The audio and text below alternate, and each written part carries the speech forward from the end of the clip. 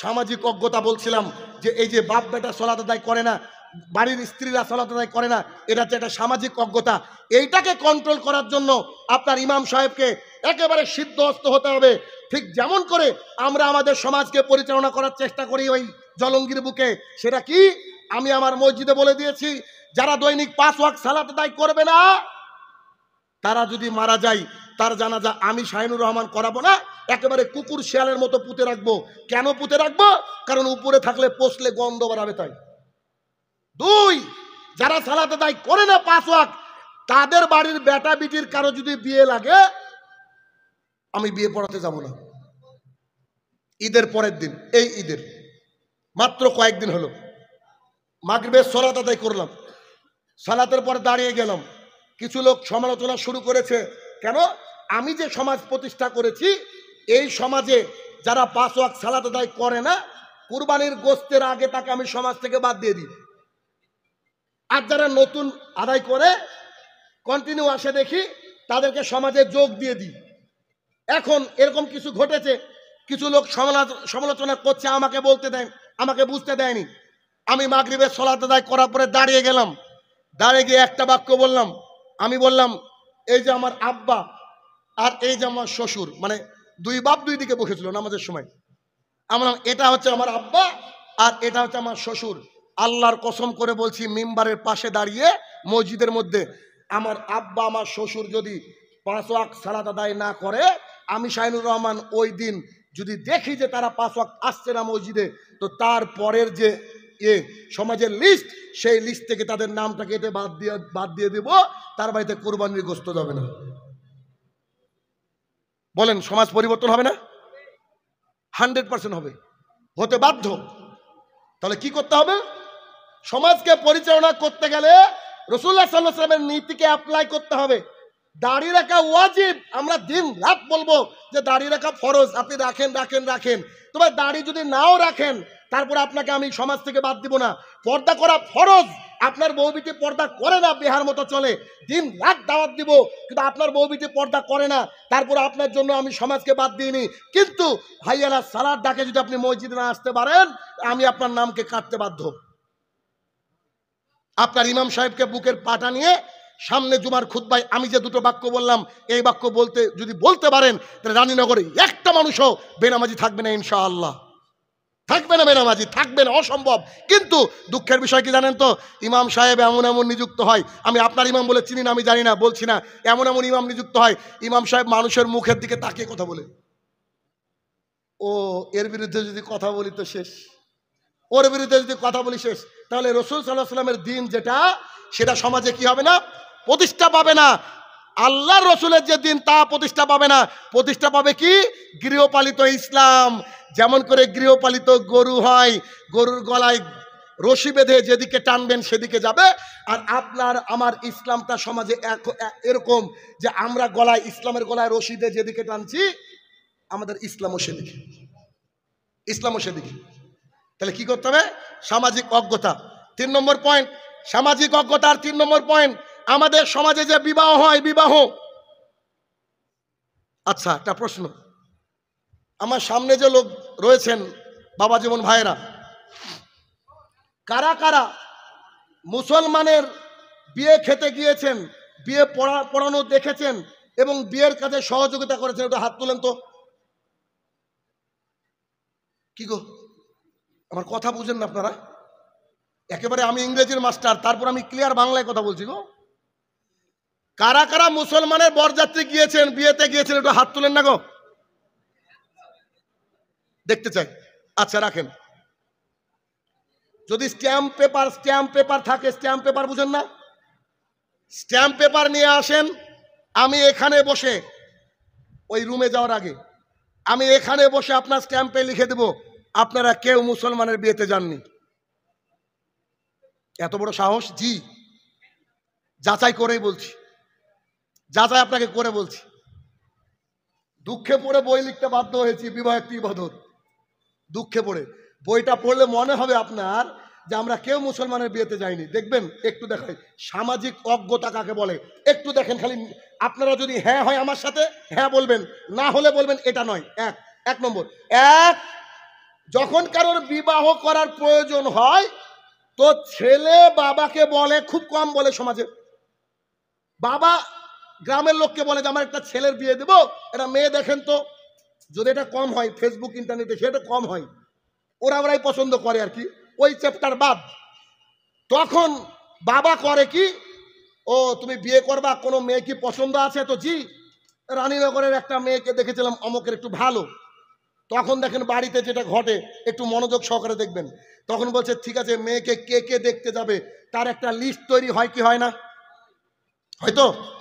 এবার বাবা বসে আছে, ছেলে বসে আছে, আরো বাড়ির আত্মীয় স্বজন, বড় ভাইকে ডেকেছে, বাবার বড় ভাই ছোট ভাইকে ডেকেছে, বিয়ের ব্যাপার, বড় ভাই ছোট ভাই এগুলো লাগবে। তো ওরা যখন এসেছে, এরকম একটা বাড়িতে থাম আছে, পিলার, এই পিলারের পাশে ওর মা, মানে আমার বাপের বউ আর কি, বুঝেননি, ছেলের বাপের, ছেলের মানে বাবা, বাবার হচ্ছে বউ, মানে ছেলের মা। ওড়না নাই, চাদর নাই, যে শাড়িটা পরেছে শাড়িটা দিয়ে অর্ধেক মুখ ঢেকে দাঁড়িয়ে আছে। আর এখানে রয়েছে ওর ভাসুর, ওর স্বামী, ওর ছেলে, আর পাড়া প্রতিবেশী, আশপাশের কিছু আত্মীয়। এই দৃশ্য দেখা যায় কি যায় না? কিছু মহিলাকে দেখবেন যে শুধু দাড়িওয়ালা লোক দেখলে মাথায় কাপড় দেয়, আর দাড়ি চাচা লোক দেখলে মাথায় কাপড় দেয় না, কেন? ওরা ফেরেশতা, ওরা তো তাকাবে না। দাড়িওয়ালা লোকই খারাপ, তাই না? তোর মা দাঁড়িয়ে নাটক করছে সাইডে। এবার ছেলেকে ওর বাপ বলছে, বাপ কে কে বিয়েতে যাবে, তোর কে কে দেখতে যাবে, তুই একটু লিখ। তো ছেলে যখন কলম ধরে বসে আছে, এতগুলা পুরুষ আছে, যখনই ওর বাবা বলেছে কে কে দেখতে যাবে তুই লিখ এক, ওর মা বলছে তোর দুলা ভাইকে লিখবা। বলেন, তোর বড় বোনের জামাই মানে দুলা ভাই, দুলা ভাই যায় কি যায় না? কি কথা বলেন? দুলা ভাই গেল, ছেলের চাচা, হ্যাঁ এক নম্বরে, ছেলের চাচা গেল, ছেলের কয়েকটা ফ্রেন্ড গেল, আর এলাকার একটা প্রবীণ দাদু, দাদু দাদু দাদু গেল। এবার এরা গিয়ে ওই বাড়িতে চলে গেল। ওই বাড়িতে যাওয়ার পরে এরকম করে চেয়ার দিয়ে সুন্দর করে, যে চেয়ার দেখছেন না, এরকম করে চেয়ার নিয়ে বসে আছে এই টিম আর কি, এই যে বিবাহ দেখার টিম এরা, ঠিক আছে। আর মেয়েটা এরকম যে ক্যামেরা আছে, এখানে একটা চেয়ার পাতা আছে, বাড়িতে যত রকমের সুন্দর পোশাক ছিল, ফেয়ার অ্যান্ড লাভলি যা কিছু আছে সব কিছুতে রেডি হয়ে মেয়েটা এসে এখানে বসেছে। এই প্রথা সমাজে চালু আছে না নাই? আছে না? আমাকে একটা প্রশ্নের উত্তর দিবেন, সমাজদার কেলে ইশারা কাফি। আমরা যতজন লোক বসে আছি, কথার কথা, যে মেয়েটাকে দেখছি ছেলের বাবাও আছে, আমাদের সবারই জন্য কি বিয়ে করা জায়েজ কি জায়েজ না মেয়েটার সাথে?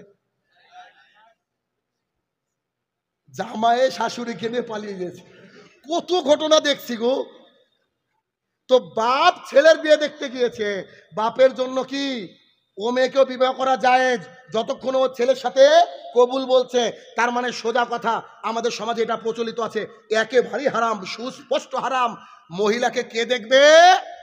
মহিলার বাবার উপস্থিতিতে শুধুমাত্র যে বিয়ে করবে সে দেখবে। শাহিনুর রহমান সাহেব ড্রাইভার হিসেবে গিয়েছি, চান্স পাবেন কি না? আপনাকে বাড়ির বাইরে থাকতে হবে। সামাজিক জাহালাত দেখেন, এক। দুই, যখন বিবাহ পছন্দ হয়ে গেল, পছন্দ হয়ে যাওয়ার পর এখন বলছে যে একটু দেনা পাওনাটা মিটান। পণ প্রথা চলে না? চলে না? এটা হিন্দু ধর্মের রীতি। রাসূলুল্লাহ সাল্লাল্লাহু আলাইহি ওয়াসাল্লাম বলছেন, মান তাশাব্বাহা বিগাইরি কওমিন ফাহুয়া মিনহুম। কোন জাতি যদি কোন জাতির অনুকরণ করে, তারা তাদের দলের, তারা তাদের দলের। যারা পণ নিয়ে বিয়ে করেছেন তারা তওবা করবেন, তারা তওবা করবেন, তওবা করতে বাধ্য। এই বক্তৃতা দিচ্ছি আমি, আমাদের খুব প্রিয়, আমার রাহুলের খুব প্রিয় একটা লোক পরের দিন পেয়েছে, আমাদের মধ্যেকারই। তো পরের দিন পেয়েছে, তো এই বক্তৃতা শোনার পরে ও করেছে কি, ও কিন্তু একটা মোটরসাইকেল নিয়েছিল, মোটরসাইকেল নিয়েছিল। দেখবেন সোশ্যাল মিডিয়া একটা ছবি হঠাৎ ভাইরাল, আমি দেখছি, কে যে তুলেছে জানি না। আমি আমাদের মসজিদের সবাই দাঁড়িয়ে আছি, মানে আমরা যে 5 জন পরিচালনা করি তার 4 জন আছে, 1 জন নাই। তো যে ছেলেটা ঘুরিয়ে দিয়েছে মোটরসাইকেল আমি জানি না, তো আমাদের যিনি আমির সে আমাকে বলছে, ভাই জানেন আপনার বক্তৃতা শোনার পরে অমুক ভাই মোটরসাইকেল ঘুরিয়ে দেখেছে, ওর বেটা বিটি এত বড়। কথা বুঝেন? তখন নিয়েছিল দিন বুঝেনি। এই তা আমাদের আমির সাহেব হাসছে আর বলছে, কিছু বলেন, কিছু বলেন, খালি বলেন এটা হারাম, ও এখনই ত্যাগ করবে। সুবহানাল্লাহ। বুঝতে পেরেছেন কি? এই নীতি, এই গতি হওয়া উচিত। 2, পণ হারাম, মুসলমানের বিয়েতে যাননি তার প্রমাণ দিচ্ছি। 3, বলছে শোনেন আমাদের কিন্তু আত্মীয় স্বজন অনেক, বরযাত্রী কিন্তু একটু বেশি দেওয়া লাগবে। কত? 130 জন আছে না নাই? আছে 130 জন। এবার 130 জন যে বরযাত্রী, এই বরযাত্রী ব্যাপারে দুটো কথা বলবো। বেলডাঙ্গায় একটা ছেলের বিয়ে পড়াতে গেলাম আমি, এই বইটাকে গিফট করেছিলাম, তোর শখ এই বইটা অনুযায়ী বিয়ে করবে। এই বই অনুযায়ী বিয়ে করতে গিয়ে সমাজের চোখে খারাপ, ছেলেদের প্যান্ডেল আলাদা, মেয়েদের প্যান্ডেল আলাদা, বরযাত্রী সিস্টেম নাই, সব করেছে। তো আমি মসজিদের মধ্যে বসে বিয়ে পড়াচ্ছি, তো বিয়ে পড়ার সময় যেই বলেছি বরযাত্রী হারাম, এ খানা খাওয়া যাবে না, একজন দাড়িওয়ালা লোক, কোন মাযহাবের বুঝতে পারছেন, উঠে বলছে আমরা তো বরযাত্রী এসেছি, থাকবো না যাবো। বুঝেননি? আমরা তো বরযাত্রী এসেছি, থাকবো না যাবো। তা বললাম সেটা আপনার ইচ্ছা, আমাদের সমাজে প্রচলিত রয়েছে। 1, 2 নম্বর কথা কি, এই বরযাত্রী রিলেটেড এরা হিন্দুয়ানা প্রথা, এরা হিন্দুয়ানা প্রথা। 2 নম্বর বিষয়, যখন বরযাত্রী যাওয়া হয়, বলেন তো যে লোকটা 130টা লোককে খাওয়ালো, ওই লোকটার বয়স হচ্ছে 70 বছর। আপনি ইমানদারিতে বলেন, যে লোকটা 100 জন 150 জন বরযাত্রী খাওয়ায়, ওই লোকটার 70 বছরে 10 জন লোককে গ্রামের ডেকে এমনি খাওয়াচ্ছে? কোনোদিন খাওয়াচ্ছে? ওই দিন খাওয়াচ্ছে কি? চাপে চাপে। আরো বাস্তব শুনবেন, আরো বাস্তব দেখেন কি বলছে। কতজন আসবেন? 130। নোট করে নিয়েছে। এবার যখন তারা টিফিন তৈরি করছে, টিফিন তৈরি করার সময় ছোট ভাইটা নামাজ টামাজ পড়ে না, বলছে শালাদেরকে বিশ্বাস নাই রে, 140টা টিফিন কর। বলে কি বলে না? আপনাকে বাস্তবতা দেখাচ্ছি। 140 টিফিন করা হয়েছে। ছেলে মেয়ের বাবা কি বলছে জানেন? তার ছেলেকে অথবা পাড়ার একজনকে বলছে, বাপ যখন গাড়ির থেকে লোক নামবে তুই গুনবি কজন। জি? তখন গুনতে গুনতে গুনতে গুনতে বলছে, ও চাচা 133, এখনো নাকি একখান গাড়ি বাকি। তখন ওর ছোট চাচা বলছে, তাড়াতাড়ি ডালের বালতি নিয়ে আয় কলতলায়। হয় কি হয় না? আমি নাম দিয়েছে জুলুম যাত্রী, ডিজিটাল ডাকাতেরা, এরা জায়েজ নয়। 3, হলুদ, গায়ে হলুদ প্রথা ইসলামে আছে না নাই? গায়ে হলুদ দেখেন না হয়, শাড়ি পরে আপনি তাজ্জব হয়ে যাবেন। সেদিন তো এক চাচার সাথে ঝামেলা বক্তৃতা দেখে, আমার এই কিতাবের 20 নম্বর পৃষ্ঠায় উল্লেখ করা আছে, হিন্দু ধর্মের মানুষরা পাপ করে, পাপকে খাওয়ানোর 10টা রাস্তা, তার 10 নম্বর রাস্তা হচ্ছে বিবাহ। তার মেয়েটা অপরের ঘরে যাবে, তাই তারা দেবী গণেশের পুজো করে। গণেশ চিনেন? দেবতা গণেশের পুজো করে। দেবতা গণেশ 32টা রূপ ধরতে পারে, তার মধ্যে একটা রূপ হচ্ছে হলুদ পোশাক পরে থাকে। তাই হিন্দু ধর্মের রীতি অনুযায়ী আমার মেয়েটা ওই ঘরে গেলে সুখে হবে, তার জন্য গণপতি, হরিদ্রাত্ত গণপতির পূজা করা হয়। এই থেকে গেছে গায়ে হলুদ। আর মুসলমানের বাচ্চা মহিলারা শাড়ি পরে গায়ে হলুদ করছে। বলেন মুসলমানের বিয়েতে গিয়েছেন? এ দৃশ্য হয় কি হয় না? বিয়ের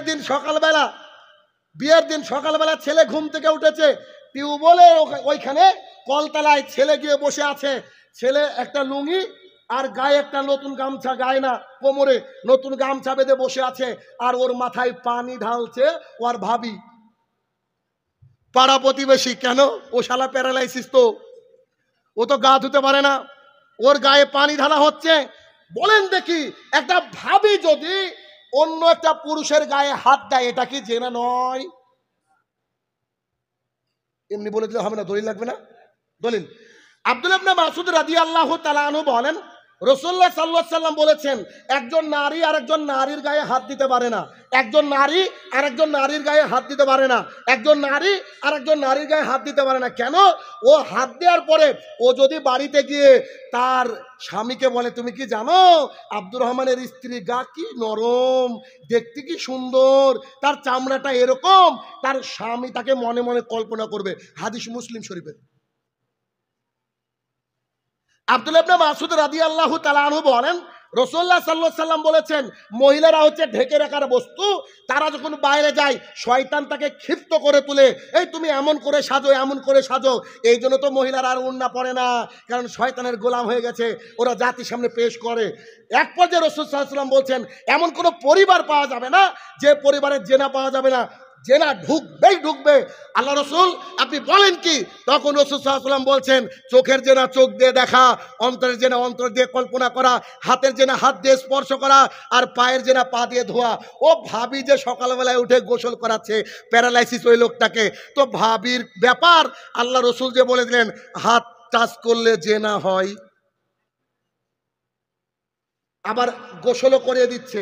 আচ্ছা যখন গোসল শেষ একটা লাল সুন্দর গামছা ছেলেটার গায়ে দিয়ে দিয়েছে, সুন্দর একটা পোশাক অথবা খালি গায়ে বসে আছে, আর পাড়া প্রতিবেশী লোক এসে থুবড়ো দিচ্ছে, আছে না নাই?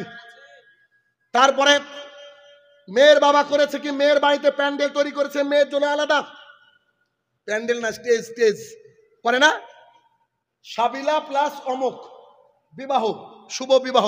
মেয়েটা বসে আছে আর গ্রামের যত মানুষ আর বরযাত্রী যত আসছে ছবি তুলছে, আর ওই দেখবেন সামনে একটা থালা দেয়, ক্ষীরের বাটি দেয় না, ক্ষীর কি, ও একজন এদিক থেকে গুতা দিচ্ছে একজন এদিক থেকে গুতা দিচ্ছে, ক্ষীর দিচ্ছে, আর যত টাকা সব উঠছে, যত বালতি উঠছে।